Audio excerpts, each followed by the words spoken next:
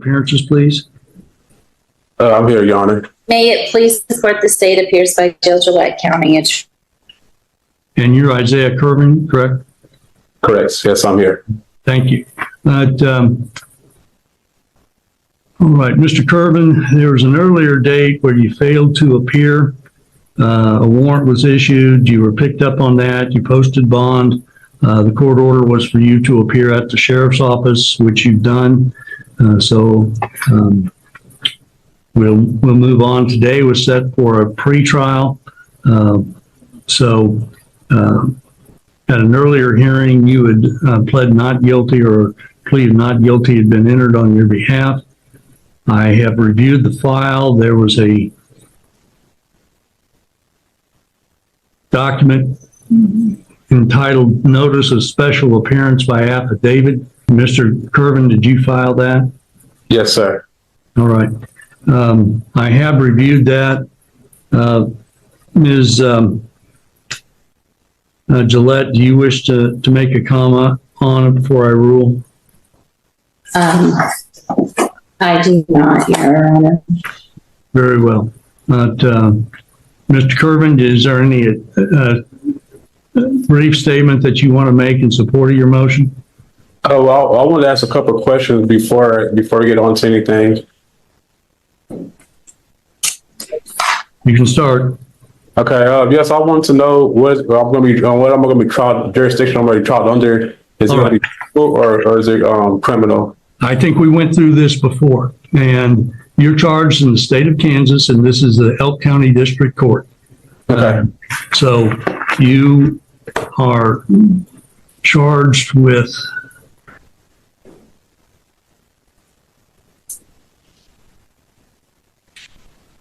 operating a motor vehicle without a valid license. That is a Class B non-person misdemeanor, punishable up to 6 months in the county jail and a fine not to exceed $1,000.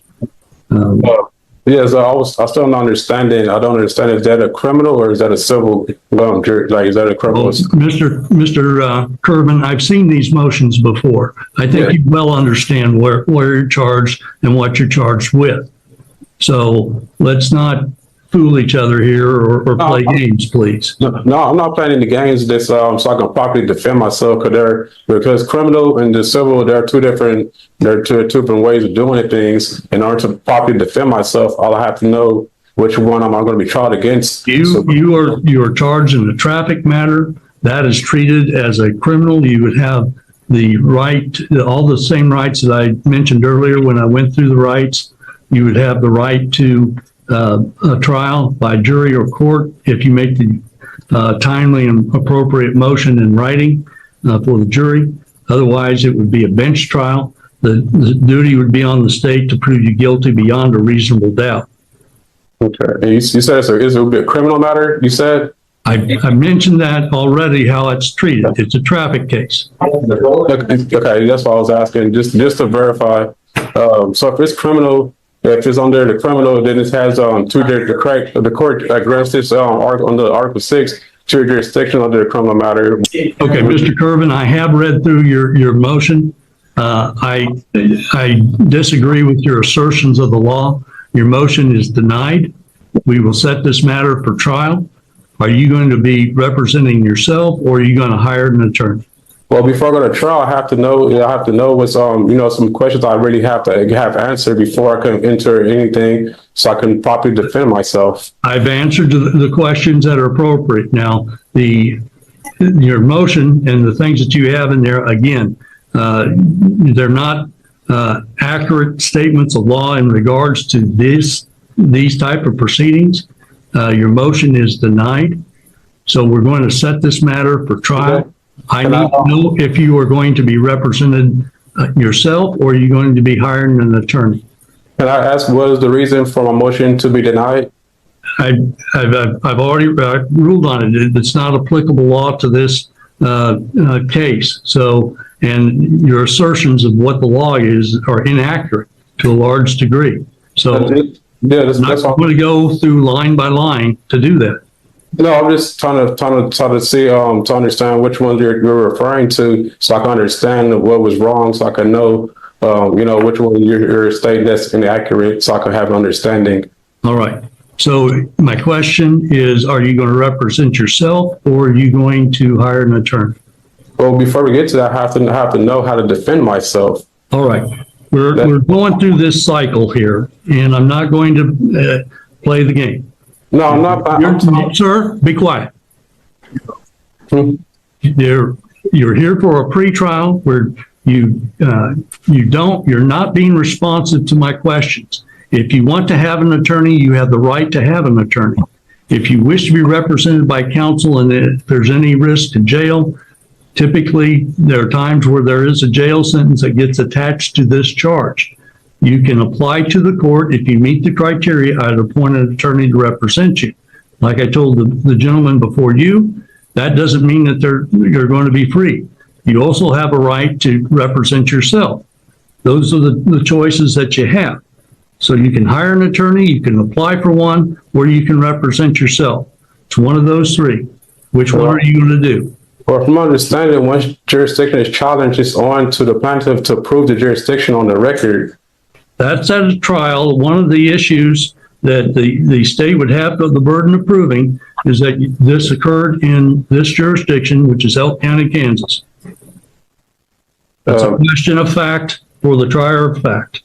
But isn't it jurisdiction can be challenged at any time? All right. I'm going to find that you're waiving your right to an attorney. I have requested you to answer that question numerous times. I'm going to set this. Stop interrupting.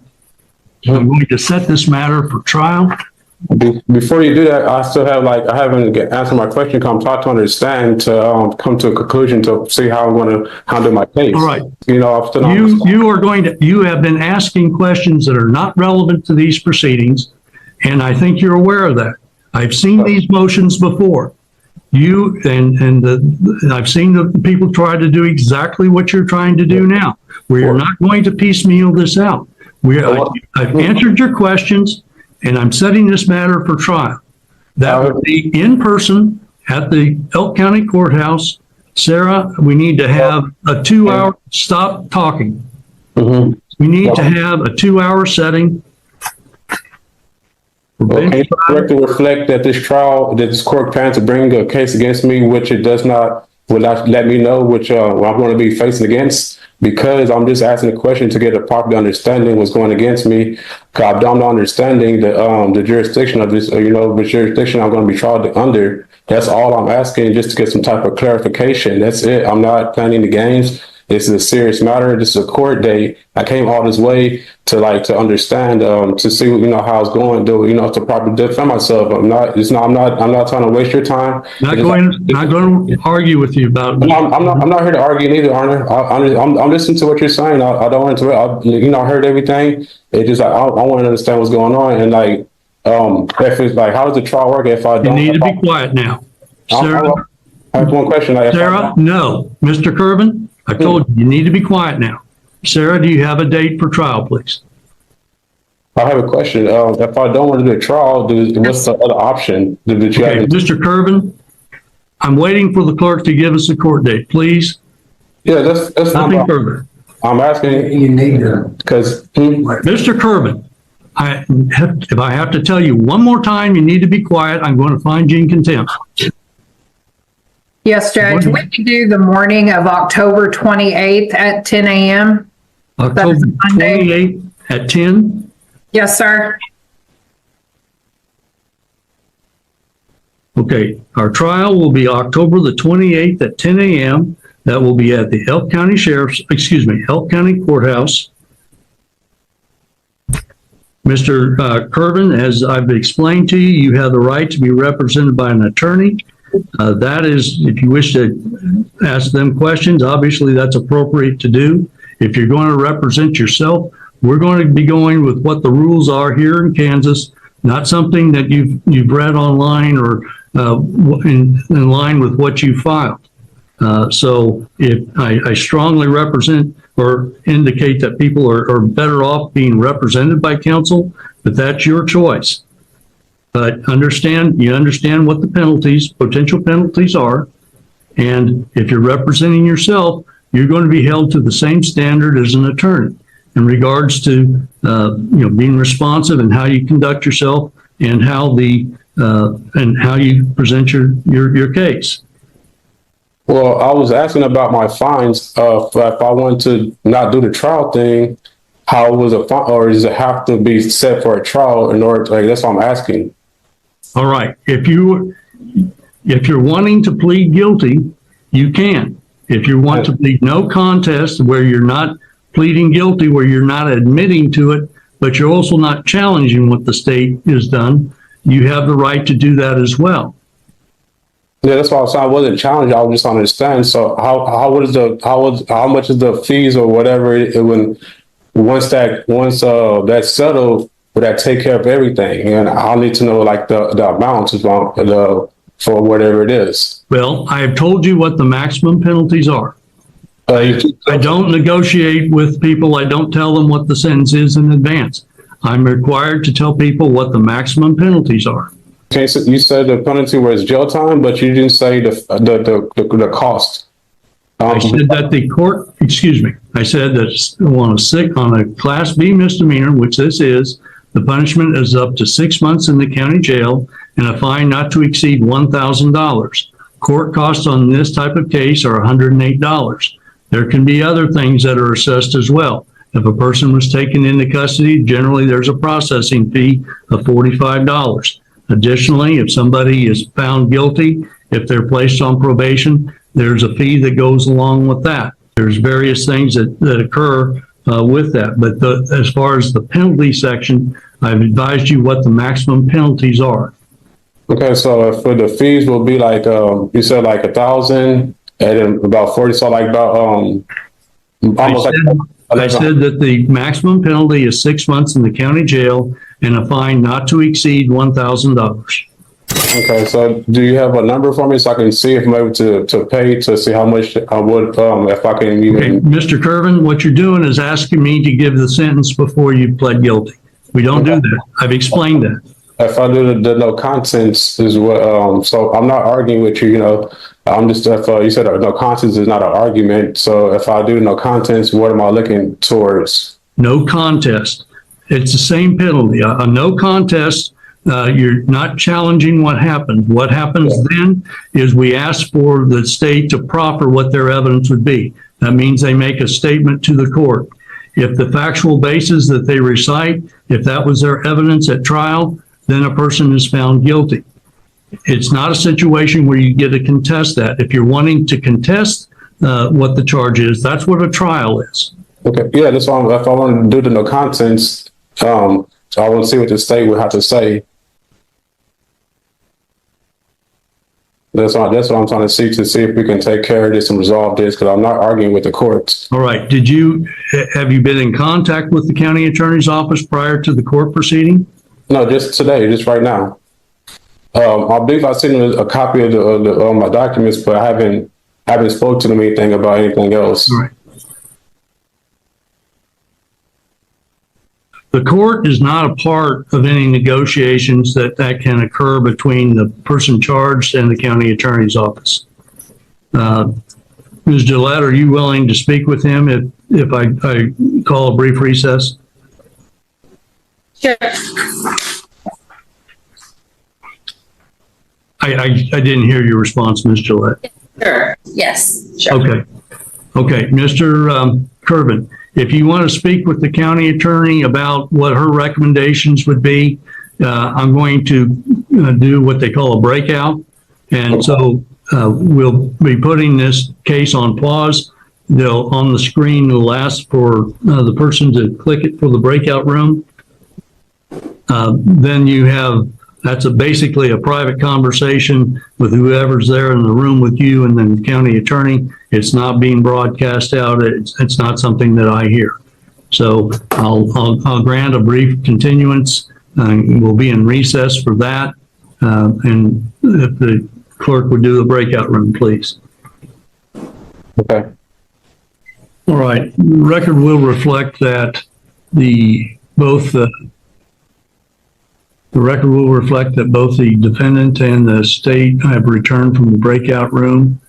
So we have the same appearances as before. Mr. Kervin, Did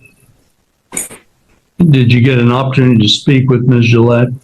Yes, we spoke, and I believe we came up to an agreement. All right.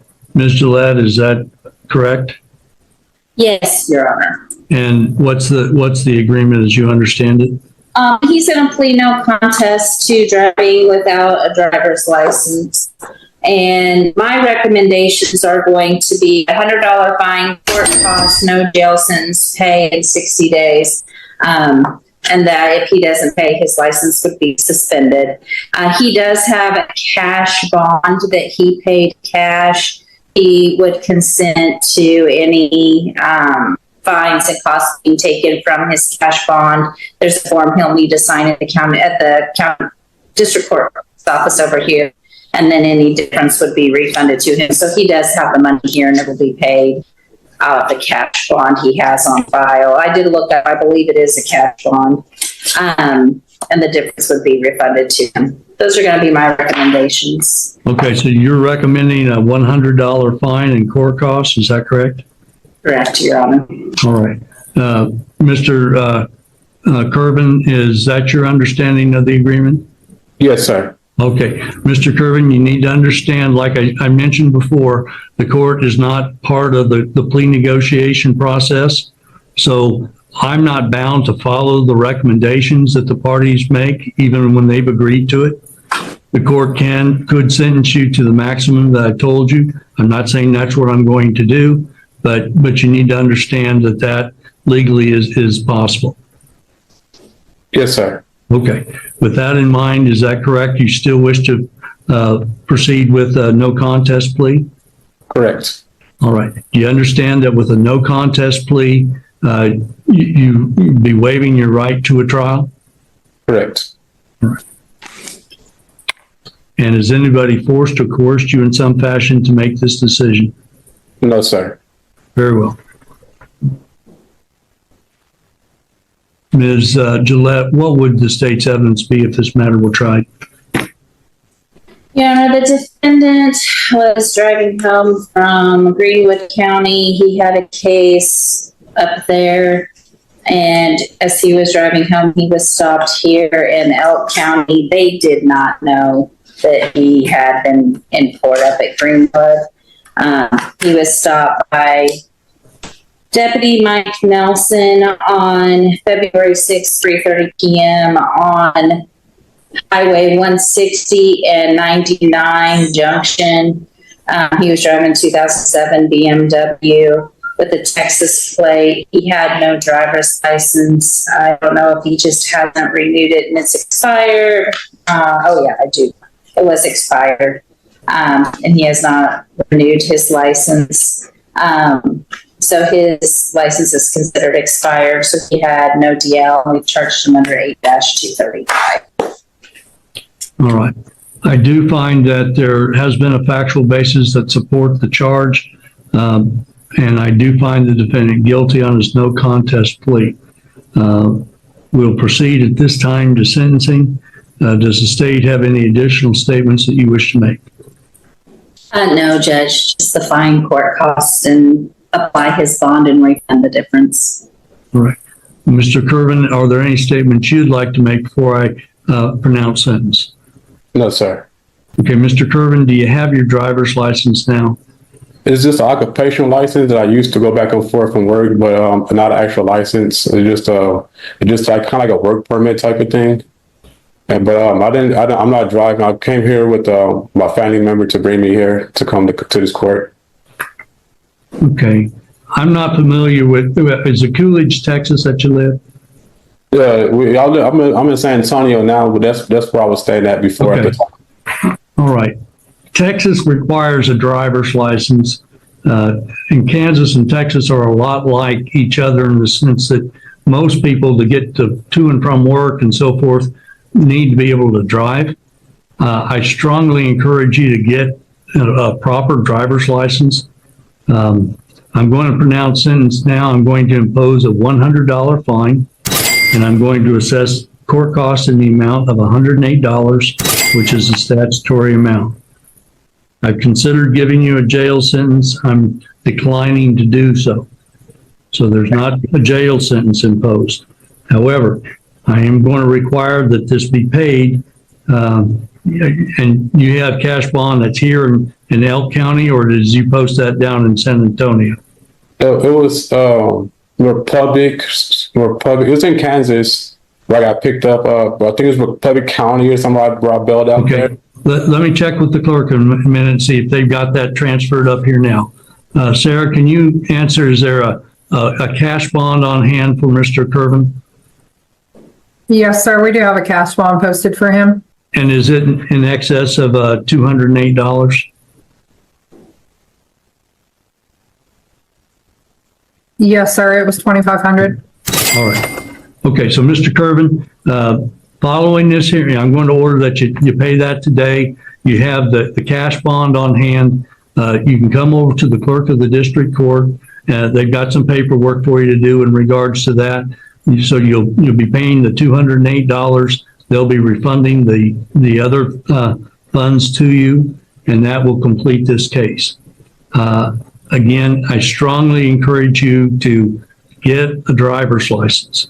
You're a young man still. I'm sure you're going to need one for work and various things. And the vehicle apparently was properly tagged. This isn't a case where a lot of times some of these things we don't have a tag and there's no insurance, and you're not charged with those. So I'm assuming you had those things. But you can really get yourself in a bind if you keep accumulating these type of charges. And most states will generate a license for you and then suspend it, which, and in Kansas, I can't speak for Texas, but in Kansas, there's some mandatory jail time on driving while suspended. So, for your benefit, I'd strongly encourage you to get a valid driver's license. This matter is adjourned and the parties are free to go. Thank you.